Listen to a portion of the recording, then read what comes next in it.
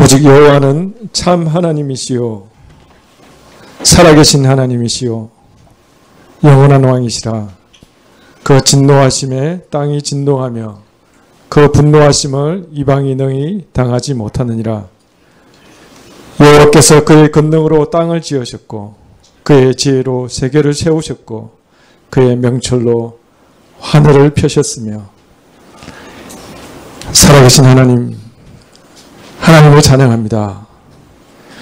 오늘 하나님의 은혜로 말미암아 우리 모두 하나님을 예배하는 자리로 나오게 하신 것을 감사합니다. 하나님, 우리 자신을 되돌아 봅니다. 하나님, 우리에게 참 믿음이 없음을 하나님 앞에 고백드립니다. 하나님, 우리가 하나님의 이름을 부를 때에도 공허하게 습관적으로 부르고 있음을 하나님 앞에 고백합니다. 이 땅의 역사에 대해서도 하나님의 다스림보다 과학기술과 군사력과 돈과 인간의 두뇌가 좌우하는 것으로 내심 믿고 있음을 주님 고백합니다.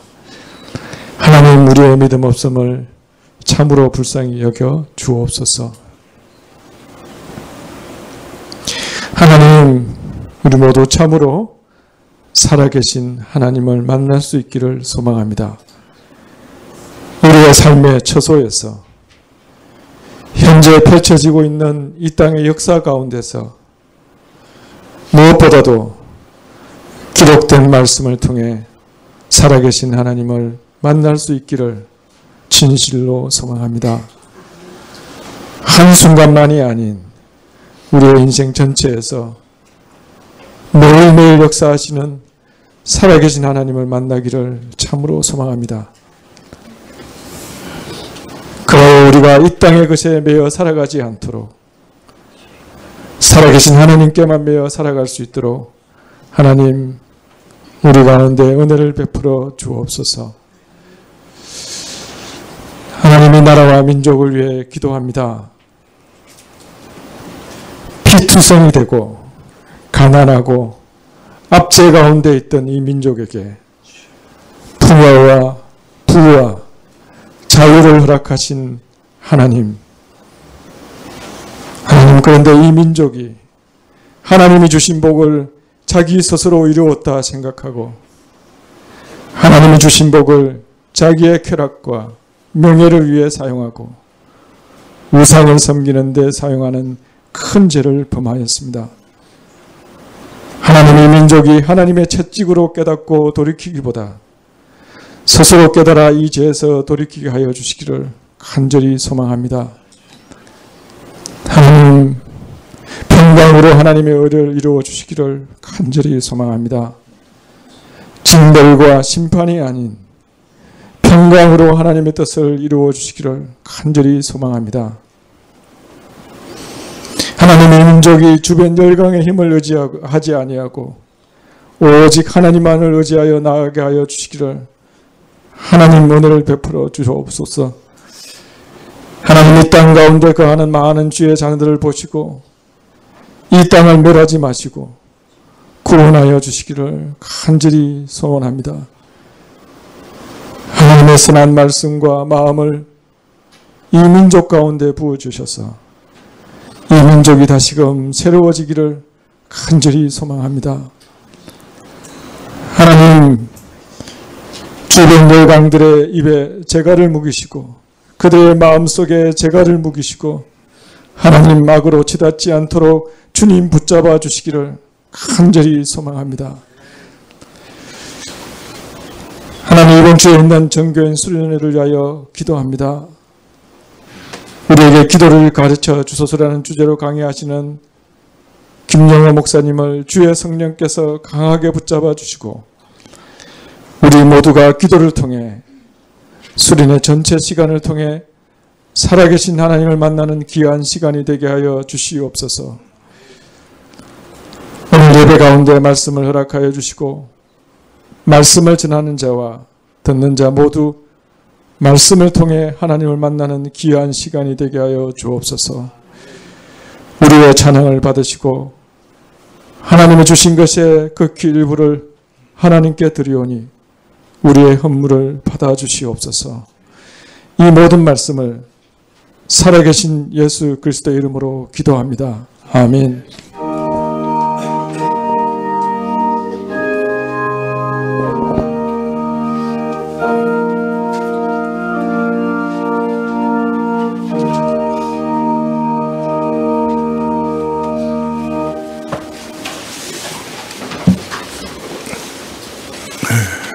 말씀은 요한복음 3장 16절부터 18절까지 말씀입니다. 요한복음 3장 16절부터 18절까지입니다.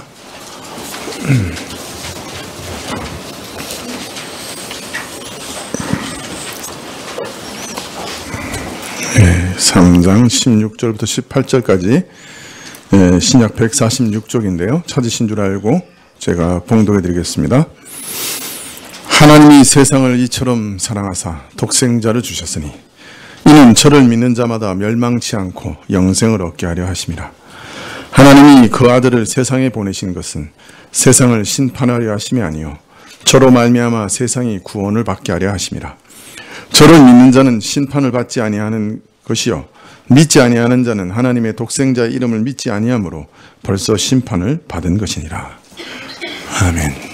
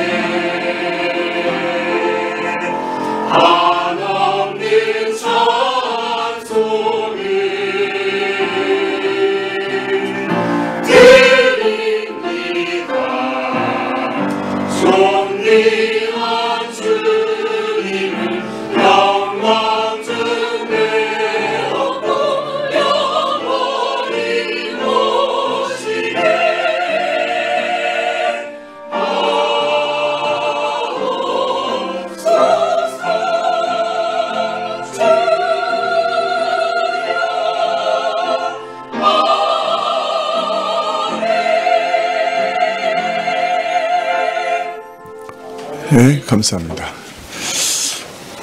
우리는 이제 드디어 처음 중생에 대해서 살펴보기 시작한 구절인 3장 16절로 다시 돌아왔습니다.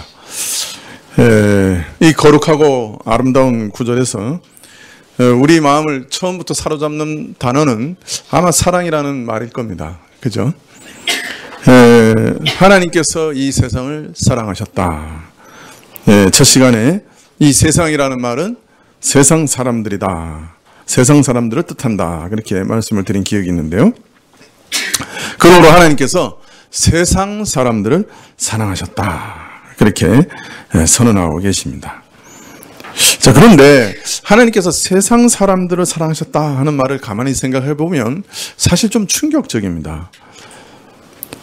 하나님께서 저를 신뢰하는 자들을, 하나님께서 저를 믿는 자들을 사랑하셨다.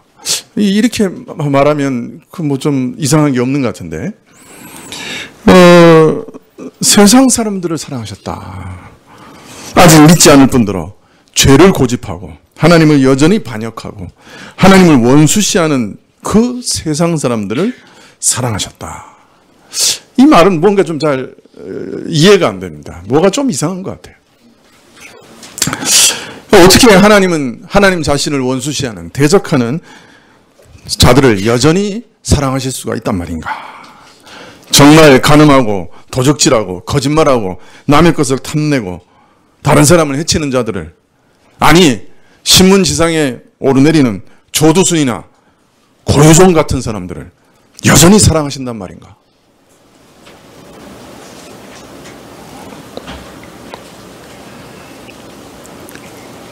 일본의 아베 총리같이 뻔뻔한 사람도 여전히 사랑하신단 말인가? 이렇게 말하니까 조금 실감이 가죠? 네. 이게 가능한 일입니까? 이게 정말 말이 되는 겁니까? 죄 많은 우리 인간도 선한 사람을 사랑해요. 그죠? 이런 사람들 싫어합니다. 좋아하지 않습니다. 그런데 높고 거룩하시고 죄라고는 단 한 점도 없으신 하나님께서 이런 인간 말종들을 여전히 사랑하신다는 말입니까? 이거 일본어로 번역은 안 되겠죠? 아벨은 인간 말종이라고 그랬으니까 이것도 소송 들어오는 건 아니겠죠? 사실을 말씀드린다고 하면 하나님께서 이 세상에서 사랑할 만한 가치 있는 사람은 단 한 사람도 없습니다. 단 한 사람도 없습니다. 우리가 조두순이나 고유정 같은 범죄를 행동으로 저지르지는 않았습니다. 그러나 우리 마음 안에 자리 잡고 있는 악한 본성은 죄송하지만 그 사람들과 조금도 다르지 않습니다. 아담이 범죄한 이후에 모든 인류는 아담과 똑같은 본성을 가지고 태어납니다. 그래서 우리는 하나님의 진리의 말씀을 싫어합니다. 그 율법을 경멸합니다. 그 명령을 반역하는 본성을 가지고 있습니다. 성령께서 일반 은총 가운데 제어하지 않으시면 우리는 어디까지 갈지 모르는 자들이에요.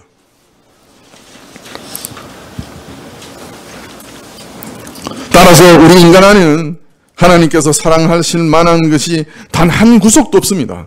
하나님께서 그러므로 사랑하실 만한 사람도 아담의 후손인 모든 인류 가운데는 단 한 사람도 없습니다. 그리고 또 사실을 말씀드린다고 하면 하나님께서는 거의 거룩하신 성품으로, 그 거룩한 성품 때문에 매일 매순간 이런 죄 많은 인간들을 향해 분노하십니다. 진노하십니다. 그래서 하나님께서 그의 거룩한 성품만을 생각한다고 하면 모든 인류를 당장 쓸어버리시고 이 세상을 심판하셔야 됩니다. 그런데 왜 살려주십니까? 그런데 왜 오래 참으십니까? 오늘 요한복음 3장 16절에 하나님이 세상을 이처럼 사랑하사 독생자를 주셨으니 하는 말씀의 비밀이 있습니다. 그것은 독생자를 십자가에 내어주신 것, 즉 예수님의 십자가 때문입니다. 오늘도 하나님께서 이 세상을 진노하사 멸망시키셔야 하는데 멸망시키지 않으시는 이유는 단 하나, 예수님의 십자가 때문입니다. 어떤 면에서는 십자가를 통해 믿는 자들을 구원하시는 그 시간을 얻기 위해서 오늘도 세상을 오래 참고 계신 겁니다. 예수님이 십자가 이전에는 십자가의 은혜가 실현되는 것을 바라보시고 오래 참으셨습니다. 그리고 예수님이 십자가 이후에는 십자가를 통해 믿고 구원 얻는 자들의 수가 충만할 때까지 오래 참고 계시는 것입니다. 그렇습니다. 사실 믿는 자나 믿지 않는 자나 오늘 숨쉬고 살아 움직이며 먹을 것을 얻고 이 땅에서 지탱되는 것은 모두 십자가의 은혜 때문입니다.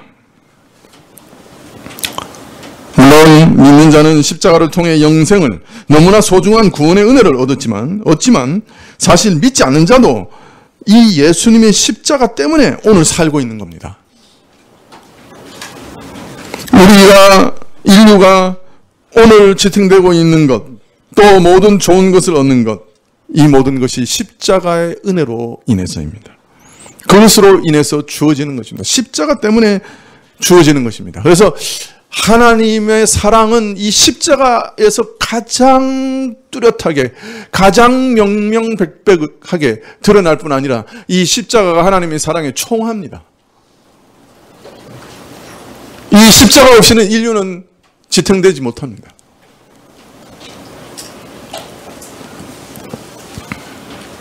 십자가는 하나님께서 자신에게 매일매일 반역하는 모든 인류를 여전히 사랑하고 계신다는 표이기도 합니다. 하나님께서는 죄인들을 향한 진노를 오늘도 십자가를 통해 막으시고 오래 참고 계시는 겁니다. 하나님께서 믿지 않는 자들에게도 이 십자가 때문에 모든 좋은 것을 주시는 겁니다. 인류의 역사가 그래서 지탱되고 있는 겁니다. 그리고 더듬어서라도 이 사랑을 알고 하나님께로 돌아오기를 원하시는 것입니다. 그리고 오늘 이 사랑 때문에 복음을 온 천하에 전하게 하시고 회개하고 예수님을 믿으라고 권하고 계신 것이죠. 자, 그러면 이처럼 우리 사람 가운데는 사랑받을 만한 가치가 있는 사람이 단 한 사람도 없다고 하면 이 십자가에서 아들을 주신 하나님의 사랑은 도대체 어디서 온 겁니까?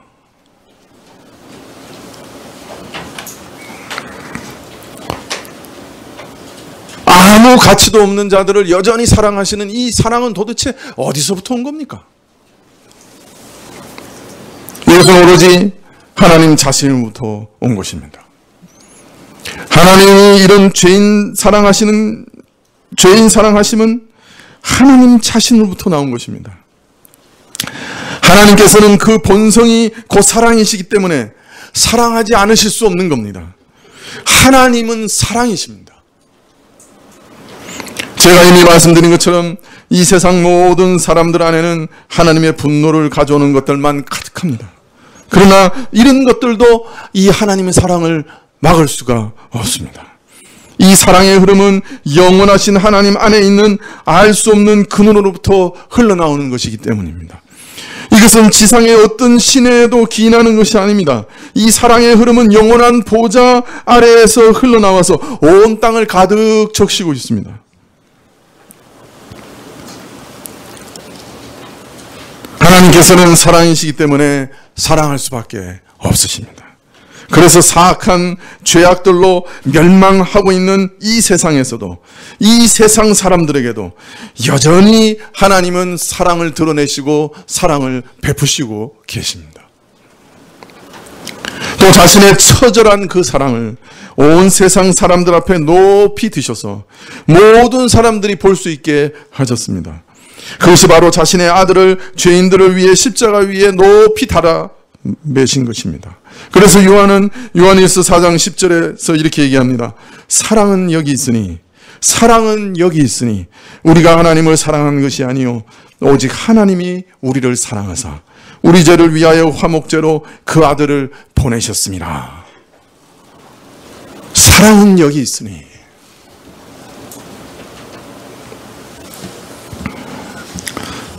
이 십자가의 사랑은 하나님 자신 안에 영원한 근원으로부터 흘러나오는 것인데, 이 사랑이 세상 사람들에게 전달될 때는 어떤 모습으로 전달되느냐? 저들이 여전히 죄인이었을 때, 저들이 여전히 연약할 때, 저들을 먼저 사랑하시는, 먼저 사랑으로, 기이한 사랑으로 먼저 찾아가시는 겸손한 사랑으로 나타납니다. 이 사랑은 세상 사람들을 위하여 주시는 사랑은 세상 사람들 안에 하나님께서 요구하시는 의의가 전혀 없을 뿐 아니라 자신의 범한 죄로 인해 책임을 지고 죽을 수밖에 없는 그 때 하나님을 멀리 떠나 거역하는 악인들을 위해서 자기 아들을 죽음에 내어주신, 가장 비참한 십자가의 죽음에 내어주신 물먼 사랑입니다. 좀 안 된 말로 말하면 미친 사랑입니다. 누가 자기 외아들을 원수를 위해 내어놓겠습니까?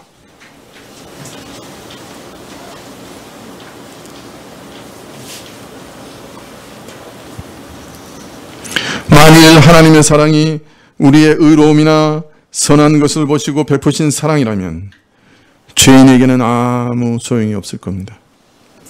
죄인의 손에 닿을 수 없는 저 너머의 사랑이요, 절망과 고통을 더할 뿐 아무 도움과 유익이 되지 못한 사랑일 것입니다. 그러나 의인이나 선인을 위한 사랑이 아니라 하나님을 떠나 거역하는 세상 죄인을 위한 사랑이기 때문에 아직도 여전히 악하고 여전히 죄악 가운데 있고 여전히 돌로 자기 몸을 치어 미친 듯이 살아가고 있는, 외로움과 고통 가운데서 왜 살아야 하는지도 모르고 왜 지금 존재하지도 모르는 채, 왜 남의 것을 그렇게 뺏어야 되는 것도 모르는 채, 왜 내가 그것을 그토록 원하는지도 모르는 채 살아가는 그 죄인도 소망을 가질 수 있는 사랑입니다. 그래서 바울은 이 사랑의 놀라움과 위대함을, 그 영광의 광채를 이렇게 외칩니다. 로마서 5장 6절에 우리가 아직 연약할 때 기약대로 그리스도께서 경건치 않은 자들을 위하여 죽으셨도다. 의인을 위하여 죽는 자가 쉽지 않고 선인을 위하여 용감히 죽는 자가 혹 있거니와 우리가 아직 죄인 되었을 때 그리스도께서 우리를 위하여 죽으심으로 하나님께서 우리에 대한 자신의 사랑을 확증하셨느니라. 의로운 사람을 위해서 기꺼이 목숨을 던지는 일이 드물게나마 있을 수 있으며 선한 사람을 위하여 담대하게 죽음을 무릅쓰는 일도 혹 없지 않지만 죄인을 위하여 자기를 싫어하고 자기를 미혹하고 자기를 모욕하고 자기를 거역하고 자기를 불순종하는 패역한 죄인들을 위해서 아들을 죽음에 내어주는 그런 사랑은 듣지도 보지도 못한 사랑이요, 사람에게서는 찾을 수 없는 사랑이요, 사람의 생각과 상상을 초월하는 기이한 사랑이라 외치고 있는 것입니다. 또한 이 사랑을 가리켜 기약대로라고 말합니다. 정한 때라는 말입니다. 정한 때에 베푸신 사랑이라. 오래전에 기한을 정하셨습니다. 오래전에 계획을 세우셨습니다. 오래전에 이 사랑을 온 인류 가운데 명명백백하게 드러내시기로 계획하셨습니다. 그리고 그때도 정하셨습니다.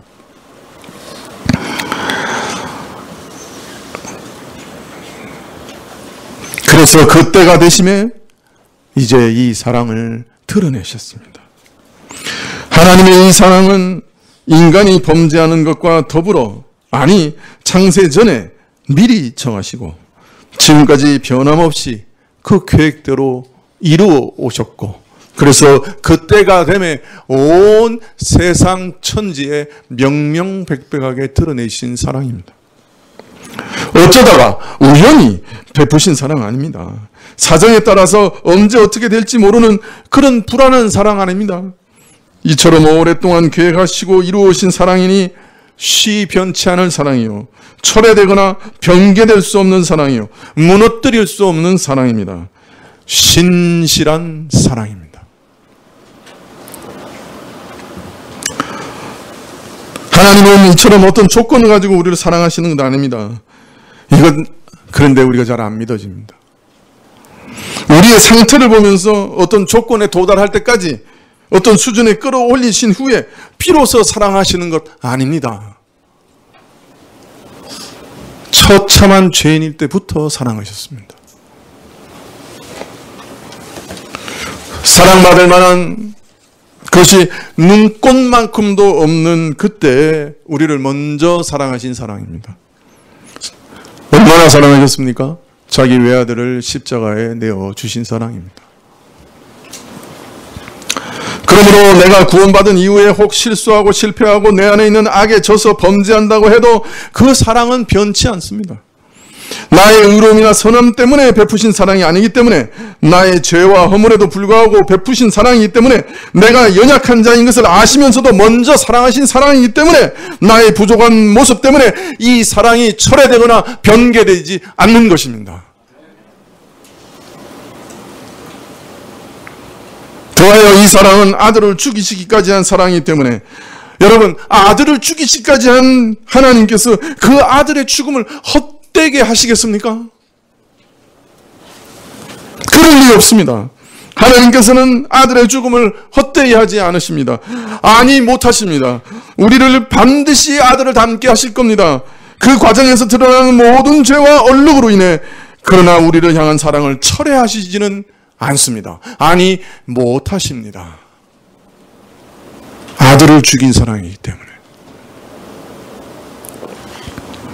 더욱이 태초 이전부터 계획하신 사랑입니다. 이 사랑을 그러면 어떻게 철회할 수 있겠습니까? 그래서 이 사랑의 너비와 길이와 높이와 깊이를 깨닫는 순간 나도 그 사랑에 빠지게 됩니다.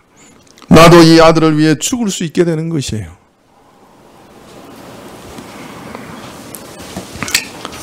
자, 지금까지 말씀드린 것이 요한복음 3장 16절의 5개의 중요 메시지 중에 첫째 것입니다. 그죠? 기억나시나요? 예, 첫째가 뭐였어요? 하나님이 세상 사람들을 사랑하셨다. 그 요한복음 3장 16절의 두 번째 중요한 메시지는 다 잊어버리셨나요? 독생자 외아들을 주셨다. 세 번째는 외아들을 믿으면 멸망치 않는다. 네 번째는 외아들을 믿으면 영생을 얻는다. 다섯 번째는 그러므로 외아들을 믿어야 한다. 예, 이게 요한복음 3장 16절에 5가지 중요한 메시지라고 말씀드렸어요. 자, 그러면 이제 드디어 요한복음 3장의 문맥을 살펴보았는데, 이 5개 메시지 중에 예수님께서 정말 꼭 전하고 싶으신 메시지가 있다고 짐작이 됩니다. 그게 무엇일까요? 첫 번째, 하나님이 세상을 사랑하셨다. 두 번째, 독생자를 주셨다. 세 번째, 독생자를 믿으면 멸망치 않는다. 세 번째, 독생자를 믿으면 영생한다. 다섯 번째, 그러므로 독생자를 믿어야 한다. 자, 이제 투표합니다. 1번, 2번. 뭐예요? 반만 더 사람은 뭐예요? 3번, 4번, 5번. 모르면 중간 간다. 다 짐작하셨으리라 생각했는데. 다 짐작하고 계시죠? 그게 뭐죠? 예, 지금까지 문맥을 다시 살펴보십시다.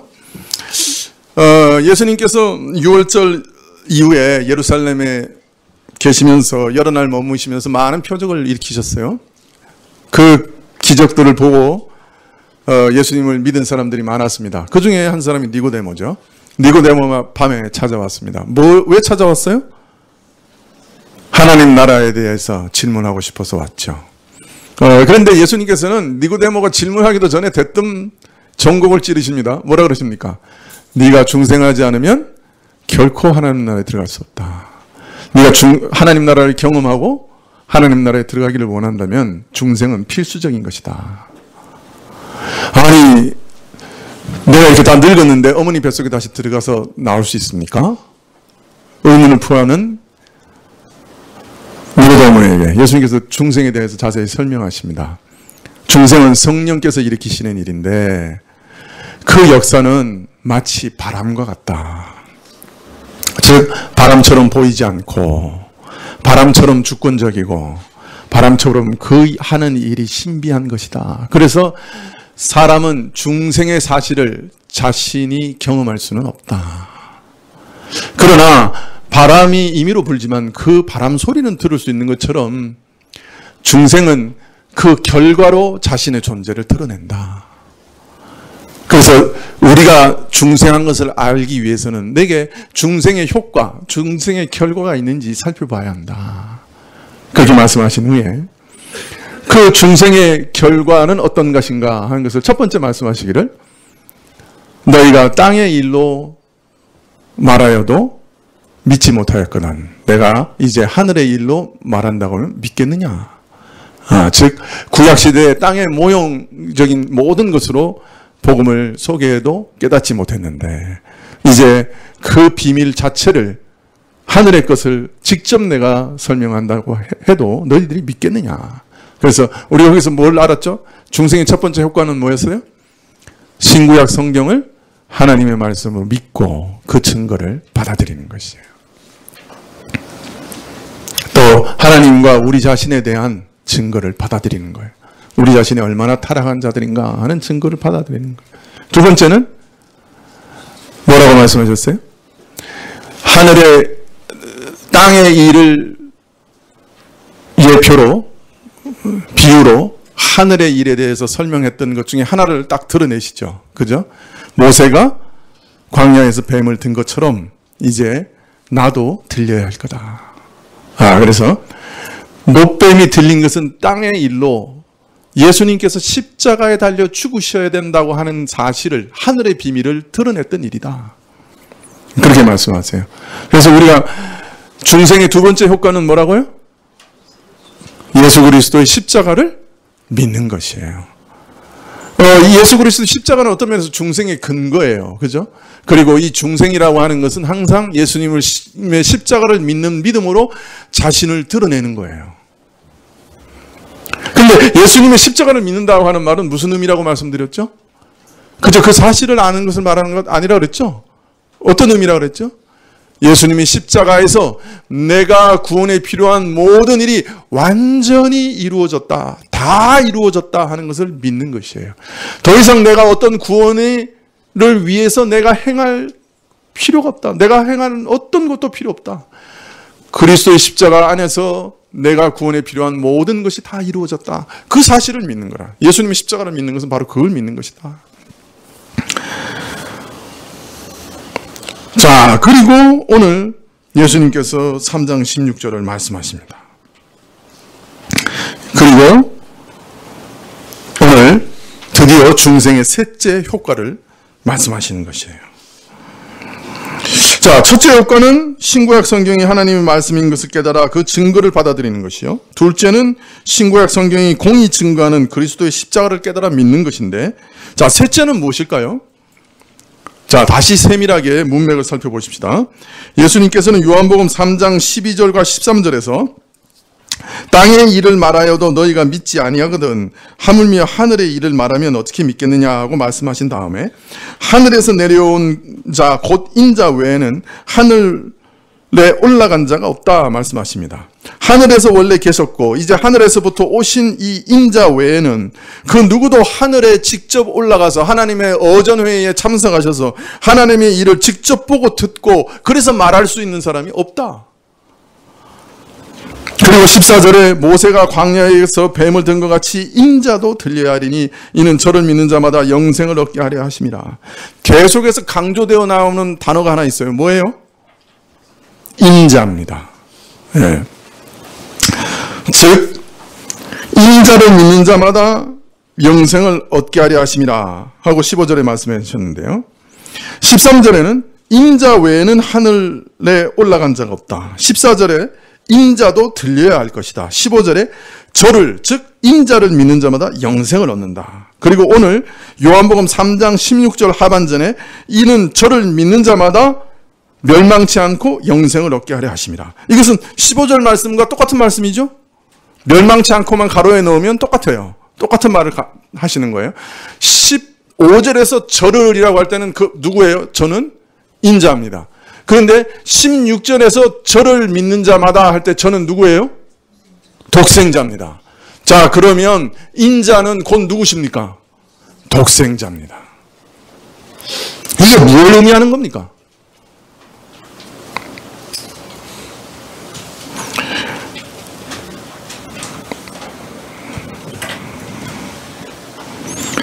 (16절에) 저를 할 때 저는 독생자를 가리킵니다. 하나님이 세상을 이처럼 사랑하사 독생자를 주셨으니 그것은 인자가 들어갈 자리에 독생자라는 말이 대신 들어간 겁니다. 즉 16절에서는 하늘에 올라가시는 인자, 십자가를 지시는 인자, 저를 믿는 자마다 영생을 얻게 하시는 인자가 누구신가? 그 정체를 밝히시고 계시는 겁니다. 누구십니까? 인자는 누구십니까? 하나님의 독생자입니다. 독생자가 무슨 말입니까? 독생하신 아들. 쉽게 말하면 외아들입니다. 하나님의 아들이라. 인자는 하나님의 아들입니다. 이것이 인자의 정체요. 이것이 인자의 본질입니다. 그래서 17절에는 하나님의 그 아들을 세상에 보내신 것은 세상을 심판하려 하심이 아니요. 즉 하나님께서 아들을 세상에 보내신 목적이 근본적으로 세상을 심판하시는 것이 아니라 오직 구원하시는 것이다 라고 하시면서 그 아들을 다시금 강조합니다. 18절에는 저를 믿는 자는 심판을 받지 아니하는 것이요 믿지 않은 자는 하나님의 독생자의 이름을 믿지 아니함으로 벌써 심판을 받은 것이다. 예수님에 대한 불신앙은 곧 하나님의 독생자의 이름을 불신하는 것이다 하시면서 독생자를 다시금 강조하고 계십니다. 이런 문맥 전체를 볼 때 예수님께서 3장 16절에서 전하고자 하시는 메시지가 수없이 많이 있을지라도 예수님께서 우리에게 꼭 전달하고 싶으셨던 것은 바로 인자의 정체입니다. 십자가를 지신 분은, 인자는 사실은 하나님의 독생하신 아들, 외아들이었습니다. 사실 이 인자라는 호칭도 참 신비로운 호칭이에요. 다니엘서 7장에 보면 인자가 등장합니다. 이 인자는 하늘의 구름을 타고 하나님 앞으로 인도받는 분이에요. 그리고 하나님께서는 저에게 모든 나라의 권세와 모든 나라의 사람들을, 모든 나라를 저분에게 주십니다. 그 인자에게 주십니다. 그리고 그 나라는 영원히 폐하여지지 않습니다. 그 인자라는 분이 그렇게 신비한 분이에요. 자, 그래서 지금 예수님께서는 다니엘서의 그 인자가 바로 자신이라고 밝히시고 계시는 거예요. 그 인자는 하나님의 외아들이시기 때문에 신비한 구름을 타고 하나님 우편에 오르시고 거기서 하나님 나라의 모든 권세를 받으시고 그 나라는 영영한 나라가 될 것이다. 그것을 알리고 계시는 겁니다. 그러므로 인자라는 말 속에 이미 예수 그리스도께서 십자가에서 죽으시고 부활하시는 것에 대해서 이미 말하고 있는 거예요. 그러므로 이 말씀 역시 예수님께서 내가 땅의 일을 말하여도 너희가 믿지 아니하거든 하물며 하늘의 일을 말하면 어떻게 믿겠느냐 탄식하셨던 바로 그 하늘의 비밀입니다. 인자의 정체, 그것이 바로 하늘의 비밀입니다. 이 비밀은 중생한 자만 참으로 깨달을 수 있는 하늘의 일입니다. 그래서 중생의 셋째 효과, 결과는 십자가를 지신 예수님께서 하나님의 외아들이라는 사실을 깨닫고 믿는 것입니다. 중생하는 사람은 십자가를 믿습니다. 자신을 구원한 그리스도를 믿습니다. 그러나 그 그리스도가 십자가를 지신 분이 하나님의 아들이라는 것도 동시에 믿습니다. 이것이 중생의 결과입니다. 효과입니다. 일찍이 가이사랴 빌립보에서 예수님께서 제자들에게 자신을 누구라 하느냐 하고 질문하신 적이 있습니다. 이때 베드로가 뭐라고 그랬어요?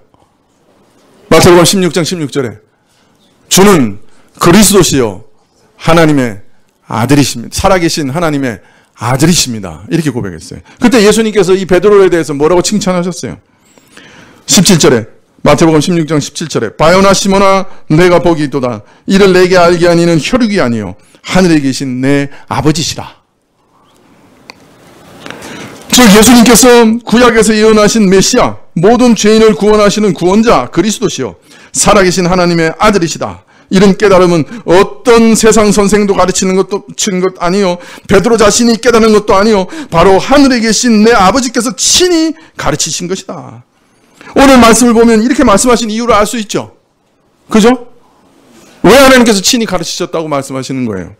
오직 중생의 은혜를 입은 사람만이 예수님의 십자가의 은혜를, 자신을 구원하는 은혜를 믿고 신뢰하며 동시에 이 십자가를 지신 분이 하나님의 독생하신 아들이라고 하는 것을 믿을 수 있기 때문입니다. 그 영혼이 새롭게 태어나지 않으면 그 누구도 이런 비밀에 다가갈 수 없고 또 믿을 수 없는 것입니다. 예수님께서는 베드로에게 내가 이런 중생의 은혜를 얻었다. 하나님께서 너에게 귀를 주셨다. 그리고 네가 하나님의 계시를 받았다. 이 모든 것이 하나님으로부터 얻은 것이다. 라고 말씀하신 겁니다.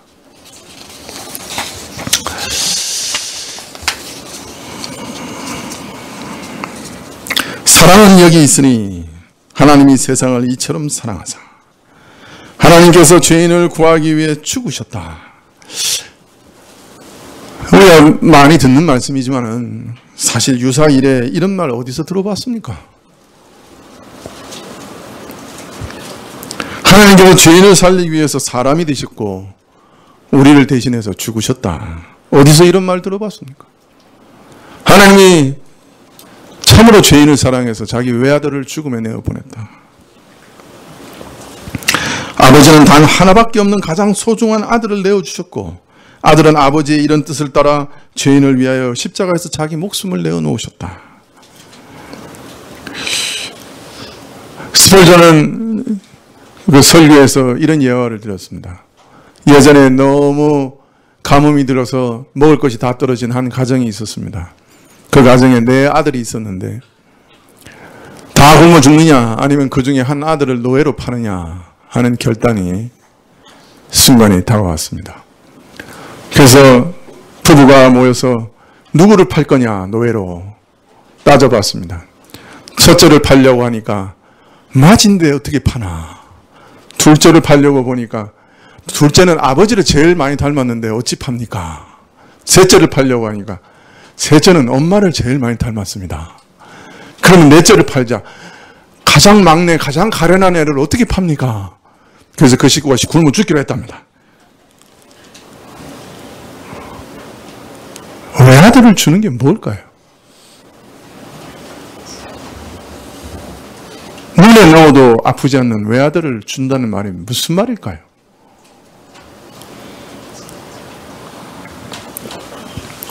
우리 좁은 생각과 가슴으로는 이해하지 못할 사랑이요 상상하거나 느낄 수조차 없는 기이한 일입니다. 과연 누가 이렇게 사랑할 수 있겠습니까? 세상에 이런 일이, 이런 사랑이 어디 있겠습니까? 의심하지 않을 수 없죠. 하나님께서는 세상을 이렇게 사랑하셨고 아들은, 그 외아들은, 독생하신 아들은 아버지의 뜻을 이루기 위해 이 땅에 오셨고 또 십자가를 지셨습니다. 오늘 이런 하나님의 사랑에 대해서 말씀드렸습니다만은 사실 우리가 이 하나님의 사랑에 대해서 말씀을 알고 또 교리를 잘 아는 것으로는 충분하지 않습니다. 사실은 우리가 이 사랑의 정면으로 부딪히는 일이 반드시 일어나야 합니다. 막연하게 성경에서 하나님이 나를 사랑하신단다. 그거로는 충분하지 않습니다. 하나님의 사랑이 내게 부어주는 사건이 있어야 합니다. 어떻습니까?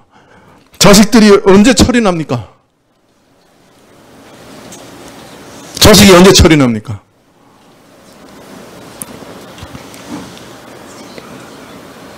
자식들은 부모의 사랑을 깨닫는 순간 철이 듭니다.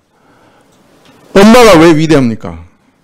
자식의 모든 것을 덮는, 자식의 모든 허물을 덮는 강력한 사랑의 힘이 엄마에게 있기 때문입니다. 세상 사람들은 다 자식 버려도 아무리 악한 자식이라도 엄마는 안 버립니다. 비뚤어진 자식이 그 사랑 앞에서 녹게 되는 거죠. 어떤 분의 자서전에 자신의 어머니의 사랑을 깨닫는 순간을 기록한 것을 읽은 적이 있습니다. 아마 J.I. 패커 같은데 제가 명확하게 기억은 못합니다. 사실 엄마의 사랑은 늘 자신에게 계속 부어졌지만 자신이 그것을 실감한 때는 병이 들어 병원에 입원한 때였다고 말합니다. 고열에 시달려 밤새도록 자지 못했는데 어머니도 밤새도록 자지 못하고 자기 옆에서 밤을 새워 간호한 것을 아침에 깨닫습니다. 자신의 옆에 엎드려 있는 어머니를 발견하고서 그가 한 첫 마디가 엄마가 나를 사랑하시는군요 라고 였다고 말하고 있습니다. 엄마는 늘 그런 사랑으로 사랑했죠. 그런데 그 병실에서 엄마의 사랑을 처음으로 어떤 면에서 실감나게 발견한 것뿐이었죠.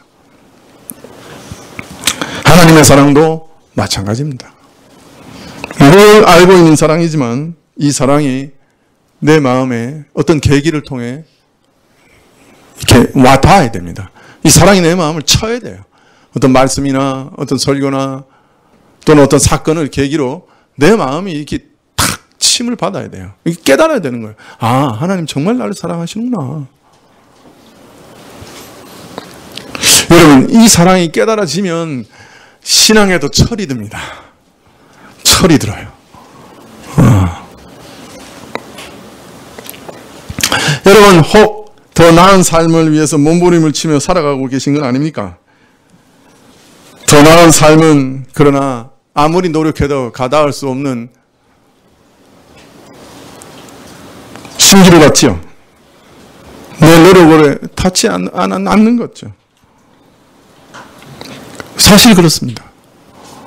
더 나은 삶은 하나님의 사랑을 받아들이고 그 사랑을 누리는 데 달려 있습니다.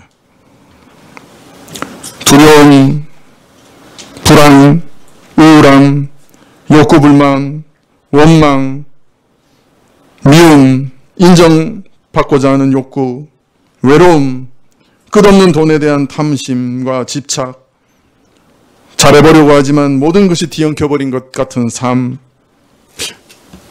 어디에 해결의 실마리가 있습니까? 여러분은 이 문제를 어디서 어떻게 해결하려고 합니까? 하나님의 사랑에서 떠나버린 타락한 인간의 마음속에는 욕구라는 무한한 구덩이가 자리 잡고 있습니다. 이 구덩이는 이 세상 것으로는 채울 수 없습니다. 그것은 오직 하나 하나님의 사랑으로만 채울 수 있습니다. 우리를 사랑하시는 그 사랑, 손과 발에 못 박히신 사랑, 가시면류관을 쓰셔서 피 흘리신 사랑, 채찍에 맞으셔서 온몸이 찢겨나가신 사랑, 창에 허리 찔리신 그 사랑, 온 인류를 대신해서 하나님의 진노의 잔을 친히 마시신 그 십자가의 사랑, 이 위대한 사랑 없이는 그 공허함은 결코 채워지지 않습니다. 또 이 사실, 또 이 사랑을 깨달으면 더 필요한 것도 없어요. 세상에서 제일 좋은 것 얻었는데 뭐 다른 건 뭘 비교하고 뭘 시기하고 뭘 더 원합니까? 세상에서 제일 좋은 진주를 얻었는데 뭐 다른 것 그렇게 애가 타서 원하겠어요.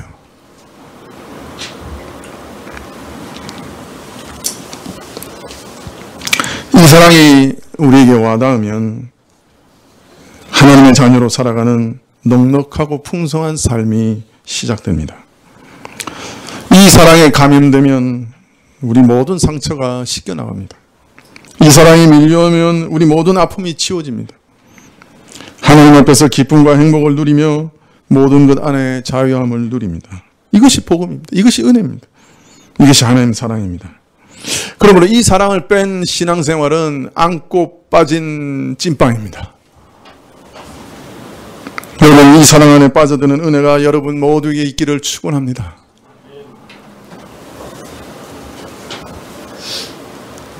제가 설교를 하는 유일한 목적은 여러분이 이 설교를 통해 앞으로도 우리 위해 죽으신 독생자의 영광을 아는 겁니다. 그 광채의 빛을 여러분 심령이 깨닫는 겁니다. 그리고 그 사랑 안에 엎드려지는 겁니다. 다른 거 아무 소용 없습니다. 사실은.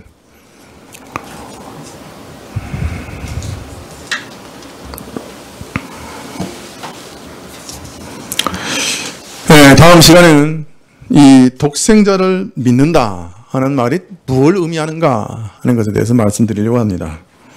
십자가를 믿는다고 하는 것은 십자가 안에 내 구원에 필요한 모든 것이 다 이루어졌다 하는 것을 믿는 것이라고 말씀드렸죠. 네, 그러면 하나님의 독생자를 믿는다, 외아들을 믿는다는 말은 도대체 뭘 의미하는 것인가? 그것에 대해서 다음 시간에 말씀을 드리겠습니다. 기도하시겠습니다.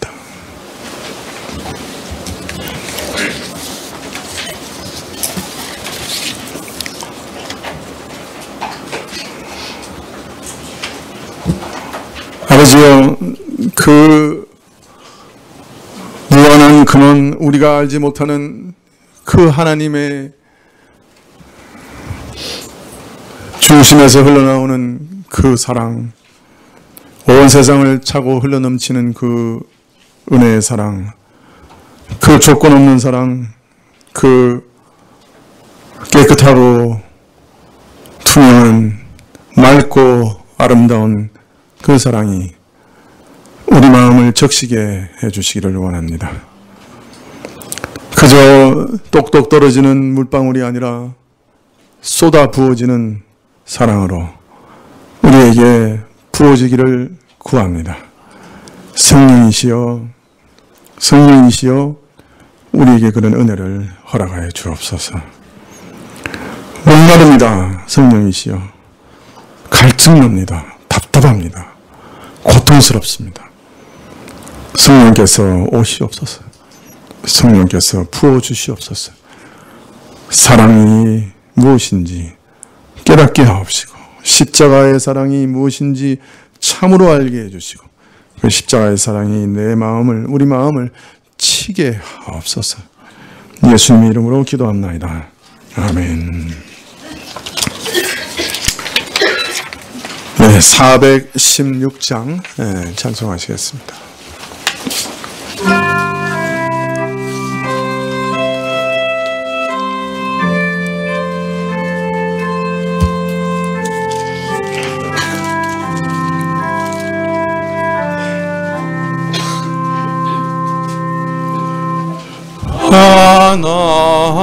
하나님은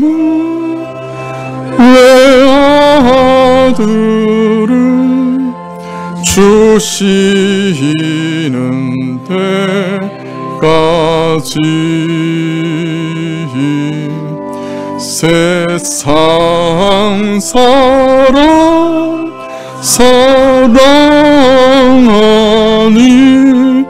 참 사랑이로다.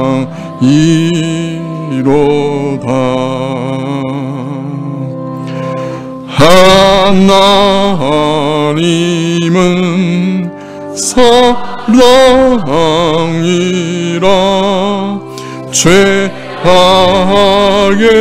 빠졌던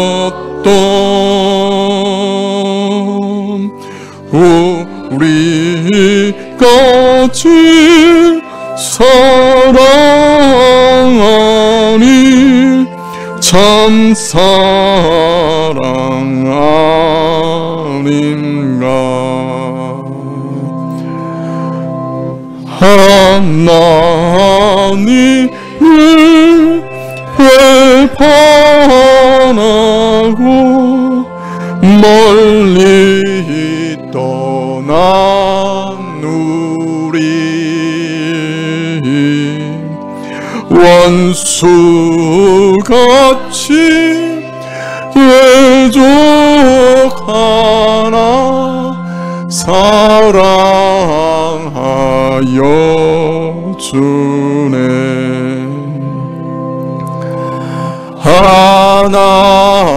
하나님은 사랑이라 죄악에 빠졌던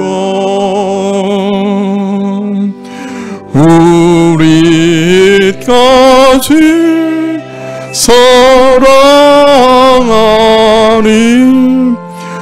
참 사랑하는가.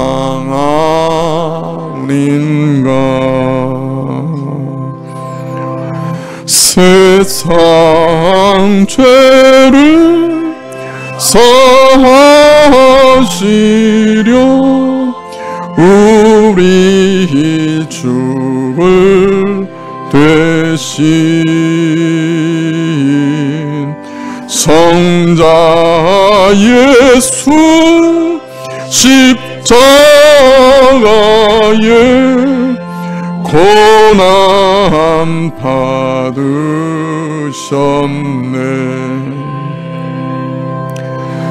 하나님은 사랑이라 죄악에 빠졌던 우리까지 사랑하니 참 사랑 아닌가. 이 사랑에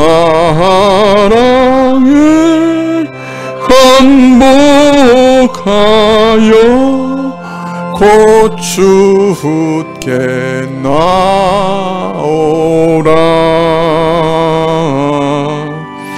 고난 영혼 주께 맡겨 구원을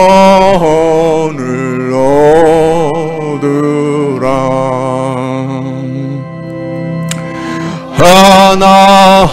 하나님은 사랑이라 죄악에 빠졌던